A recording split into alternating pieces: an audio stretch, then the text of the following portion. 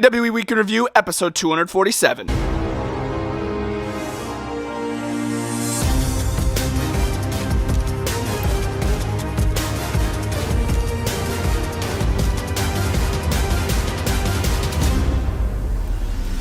What's up, guys? The phenomenal AJ Styles, and you're watching Bret Out Live. What is going on, guys? Bret Out Live back with another video, and today we're going to be going over Raw and SmackDown in a WWE action figure setup style. I'm going to tell you exactly what happened, who lost, who won, what promos are going on, if anything's good, if anything's bad. We're talking about Monday Night Raw first, then we're going to jump into SmackDown about halfway through the video. So let's start off with Monday Night Raw. We opened up the show with a three-way promo with Seth Rollins, Cody Rhodes, and Drew McIntyre. Seth Rollins still wants an answer from Cody Rhodes. Who's Cody Rhodes going to face at WrestleMania? Who's Cody Rhodes going to face at WrestleMania? Seth Rollins wants to know. Drew McIntyre interrupts, shows off a brand new CM Punk WrestleMania Dreams t-shirt, which is freaking hilarious. He disrespects Seth, disrespects Cody. It ends in an all-out brawl after Drew McIntyre headbutts Seth Rollins. Cody Rhodes fends off Drew McIntyre. Cody Rhodes defends Seth Rollins, which was pretty interesting because, of course, their history isn't all that good. But, hey, common enemies, lead to interesting freaking duos. They both took out Drew McIntyre. They got him out of the ring,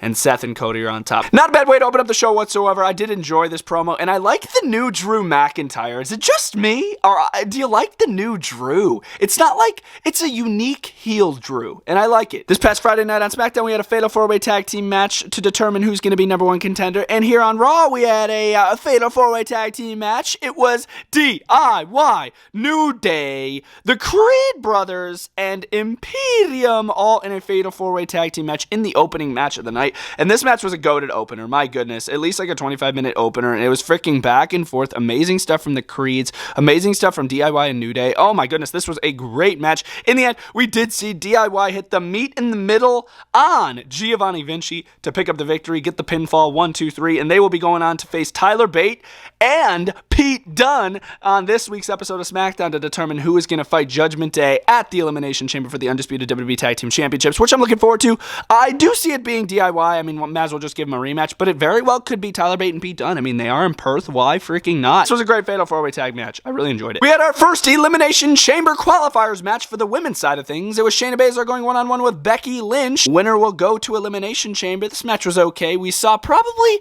the weakest manhandle slam I have ever seen from Becky Lynch. She slammed Shayna Baszler down to the mat, or should I say she placed Shayna Baszler on the mat, and then they counted 1, 2, 3. It was all over from there. Becky Lynch will move on to the Elimination Chamber, this being her first Elimination Chamber match, which is actually pretty hard to believe. I'm not gonna lie that this is her first time fighting Elimination Chamber. She could very well win. I could see her fighting Rhea at WrestleMania. It was just an okay match in the end. Rhea Ripley storms the ring, comes out here on Monday Night Raw, and she's pissed off. She's not happy with how Nia Jax beat her up last week, so she calls out Nia Jax. Adam Pearce comes out and says, Rhea, you know what'll make you happy? I'll give you Nia Jax at Elimination Chamber for the Women's Championship. And Rhea's like, sounds good to me. Here comes Nia Jax, runs down the ramp, and then here comes security to break up the brawl, but then they hold back Rhea, and then Nia takes advantage of that, so the security must have been working with Nia Jax. I'm just kidding. Nia Jax takes advantage, hits a little bonsai drop in the corner, and insults Rhea Ripley once again, leaves her laid out for the second week in a row. Rhea is definitely going to beat Nia Jax at Elimination Chamber, no doubt about that. Rhea's got to be at Mania, man. She really does. This was kind of boring. Ivar and Valhalla, the Viking Raiders, went up against Akira Tozawa and Maxine Dupree in a mixed tag team match. It was just okay. I do like Maxine Dupree, but she's got to work on some things, no doubt about that. So does Valhalla, man. But in the end, we did see a massive World's Strongest Slam from Ivar off the middle rope to Akira Tozawa. Absolute splat goes Tozawa, 1, 2, 3. I'm getting kind of annoyed by these matches between the Viking Raiders and Alpha Academy. I don't know, it's just getting boring. The Miz went one-on-one with JD McDonough mid-match. R-Truth's music hits, and here comes R-Truth, who still thinks he's in the Judgment Day. What? How? He got beat up last week. He said, okay, that was an initiation. I get it, Priest. I get it, Judgment Day. Oh my goodness. R-Truth, wow, just wow. He comes out, starts throwing merchandise to the fans, puts a t-shirt on Dominic Mysterio, which in a way worked as a straitjacket, and then he offered JD McDonough his cut of the t-shirts, but he's offering him the money during the match, so Miz takes advantage. Skull-crushing finale, 1, 2, 3, and in a way, R-Truth helps the Miz win? Is Awesome Truth getting back together or no? Or is R-Truth just doing these master plans, according to The Miz, to help Miz win? And Awesome Truth is actually the thing that's going on here. But R-Truth, he's so convincing. I feel like he still thinks he's in the Judgment Day, bro. But I love it. R-Truth is hilarious. It's definitely some good comedy from Monday Night Raw. But dude, I need to see Awesome Truth officially back together for real. And R-Truth needs to come out and just say, yeah, I've been playing you guys the entire time. I'm not dumb. It was a 600+ day celebration for the Ring General Gunther. Pyro, fans cheering, Intercontinental Championship in the ring, and he gets interrupted by his next challenger. It's just Mius, day one-ish. Jey Uso. Jey Uso comes out, and he wants next in line for the IC Championship. He said he wants to be a champion in 2024, and I feel like he's the man to do it. I feel like main event Jey Uso could beat Gunther for that IC title, whether it's at the Elimination Chamber or, probably not Mania, but probably Elimination Chamber. I'd be totally down for that. I really would be. That would be freaking epic. It ends in an all-out brawl after Gunther disrespects Jey Uso with a little shrug of the shoulder, and then New Day comes out to help out Jey Uso because Imperium was out there too, so it was 3-on-1. So it made it 3-on-3, and then Imperium hightailed. I liked this, and I'm looking forward to their match. It was a women's tag team championship match. The Kabuki Warriors versus Kaden Carter and Katana Chance, who need a tag team name. I feel like calling them Kaden Carter and Katana Chance, like they should have a tag team name, like Life of the Party or something like that, but they don't have a tag team name yet, and it's annoying. But anyways, this was a women's tag team championship match. In the end, Asuka, the Kabuki Warriors, they pick up the victory with a little insane elbow double team, and it was all over from there. Nothing too special. It was our main event of the show. Absolutely insane main event this past Saturday on a WWE live show. Shinsuke Nakamura sprayed Cody Rhodes with the mist backstage, so Cody Rhodes wanted another match with Shinsuke Nakamura in a bull rope match to really settle the score between these two. They fought in the main event,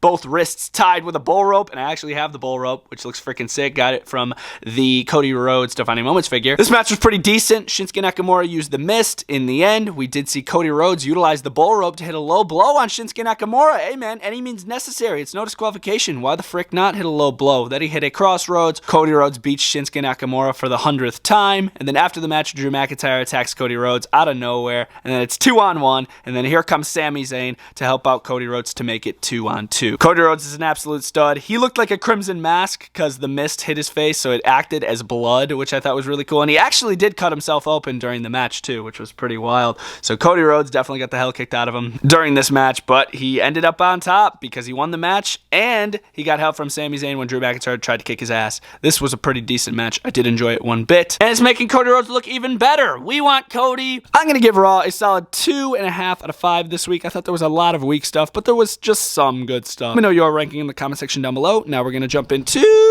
SmackDown. Friday Night SmackDown from Charlotte, North Carolina. Let's talk about it. Who better to open up the show with than Triple H? Triple H coming out, clarifying some things after the WrestleMania kickoff press conference with The Rock and the Tribal Chomp. We needed answers. And Triple H, the head of all heads, comes out and he clarifies that it will be Cody versus Roman Reigns at WrestleMania for the Universal Championship, which I'm stoked about. I love that. I'm glad it's not The Rock. I think it's amazing. Cody needs to finish the story with Roman Reigns, and I couldn't agree more. And who is Seth Rollins going to be facing? Because I felt bad for Seth when he was on that stage with The Rock and Roman and Cody. I just felt bad for Seth because nobody was paying attention to him, and I was just like, man, you got to give Seth something good. And they did. The winner of the men's Elimination Chamber match at the Elimination Chamber will face Seth Rollins at WrestleMania, which I'm hyped for. The guys that have an opportunity are Randy Orton, Bronson Reed, Kevin Owens, Logan Paul, AJ Styles, The Miz, Bobby Lashley, Ivar, Drew McIntyre, Sami Zayn, Dominic Mysterio, and LA Knight. Yeah. So I'm super excited to see who's going to come out of that on top. Of course, there's going to be a bunch of qualifiers matches starting on this episode of SmackDown, going into Monday Night Raw. I'm going to be talking about all of them. But yeah, this was a fire way to open up the show. Really getting me excited here. We jumped right into our opening match, which was Drew McIntyre versus AJ Styles. And yeah, this was a qualifier match for the Elimination Chamber. And I'm like, this could go either way. AJ Styles needs this, Drew needs this, and here comes LA Knight. LA Knight's music hits before this match gets going, and he's a special guest on commentary, which I thought was pretty cool. But it wasn't very cool for AJ Styles, because LA Knight spilled water on AJ Styles, got him pissed off. It led to AJ Styles being distracted by LA Knight, who was jumping on the apron, screwing over AJ Styles. And here comes Drew McIntyre with the Claymore kick, takes advantage. 1, 2, 3. Drew is one step closer to becoming world champion, and on the grandest stage of them all, WrestleMania. But yeah, LA Knight screws over AJ Styles. I'm like, oh my goodness, they still have beef, bro. This was a solid way to open up the show. I enjoyed this match. Another qualifiers match here for the Elimination Chamber. This time on the women's side of things, Bianca Belair went one-on-one with Michin. Match wasn't half bad. Michin once again coming out with the OC, Luke Gallows and Carl Anderson. I feel like they need to fade that away. I feel like that's just something that's dying out. I feel like the club, Luke Gallows and Carl Anderson, should do their own thing in the tag team division. I feel like they're in the shadow of Michin, which that should not be. But Bianca, anyways, she was able to hit the KOD to pick up the victory on Michin. The match wasn't half bad. Bianca, one step closer to becoming world champion. She's got to win the Elimination Chamber now. Very well could possibly happen. It's either her or Becky Lynch. Bayley comes out, clarifies what happened last week, how she's absolutely done with Damage Control because she can't stand any of them anymore, Io Sky, Asuka, and Kairi Sane. But she forgot to mention Dakota Kai. And I kind of forgot about Dakota Kai too. I was like, oh my gosh, that's right. The OG3 Damage Control, Dakota Kai, Io Sky, and Bayley. And Dakota Kai wasn't there last week because I guess she had a doctor's appointment for her injury that, of course, because she's not medically cleared. So she came out here, started trying to reason with Bayley, saying that she wasn't part of this turn and this heel turn from Damage Control. So Dakota's trying to reason with Bayley, and then here comes Damage Control, or at least I'm calling them Damage Control. Io Sky, Asuka, and Kairi Sane. They come out and they surround the ring, Shield style, and then Dakota Kai grabs a steel chair, and it looks like she's about to hit Bayley, and I'm like, oh my god, she literally had the intention to hit Bayley. I swear, she was ready to hit Bayley. I'm like, oh my god, here we go. Bayley's gonna get taken out again. And she didn't.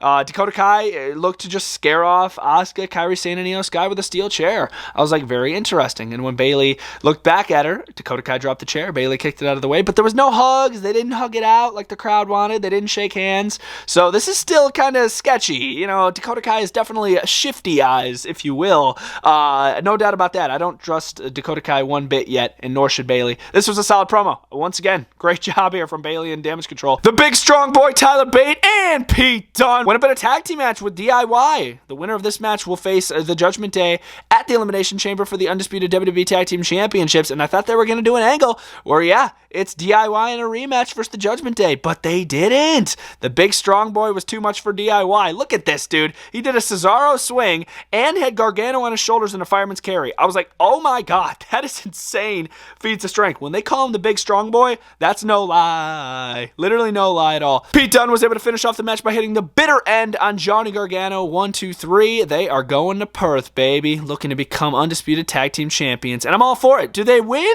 It's possible. I could kind of see a Pete Dunne heel turn coming. But I mean, yeah, I don't know. It's possible. I liked how they fist bumped DIY after the match, though, showing respect to them. I thought that was pretty fire because this was a really good match. I really did enjoy it. It was really nice. Our main event of the show is Randy Orton going one-on-one with Sami Zayn in another Elimination Chamber qualifier match. I love these qualifier matches. High stakes, high reward, man. Literally. Solid match. This one's another one that could have went either way. I feel like they could have given it to Sami just as much as they could have given it to Randy Orton. Match was fire. In the end, we did see Randy Orton hit an RKO on Sami Zayn to pick up the victory. Sami Zayn did hold his own, though. Sami Zayn had a lot of offense in this match. It felt great. Sami Zayn's road to WrestleMania is definitely in jeopardy after losing this match, but I still think he could have a spot on that card. Sami Zayn is great. He main evented last year, night 1 of WrestleMania, and I feel like he could do it again. Literally, Sami is great, but Randy Orton did pick up the victory. RKO. He's going to the Elimination Chamber. Could very well win that match to face Seth Rollins at Mania, but after the match, Drew McIntyre walks in the ring and basically just goes face-to-face with Randy Orton, because at this point, they're the only two men so far to qualify for the men's Elimination Chamber, so how apropos that they go face-to-face. But yeah, Randy Orton could very well win Elimination Chamber. I could see that happening. Great main event, and a great way to end SmackDown. With SmackDown in a setup style, overall solid episode. I did enjoy this episode a lot. I'm going to give it a 4 to 5. I thought it was a great episode of wrestling, storytelling, just good stuff overall. I liked it a lot. Let me know your thoughts down in the comment section down below, and I'll see y'all next time. Brutal Live is signing out.